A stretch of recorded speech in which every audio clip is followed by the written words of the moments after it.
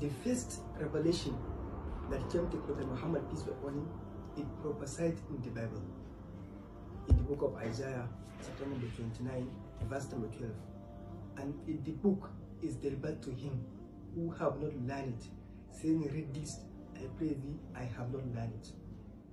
And we know in the history of Prophet Muhammad sallallahu alaihi wasallam, when the first revelation came to him, when he was in the cave of Hira, Allah sent Angel Gabriel to him, Angel Jibril.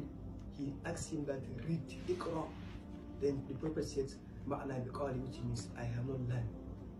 So this is the fulfillment of the prophecy of the book of Isaiah, chapter number 29, verse number 12, that a book is delivered to him who was not learned, then saying to him, read this, and he said, I have not learned it. And this is Prophet Muhammad sallallahu alaihi wasallam, the first revelation that came to him.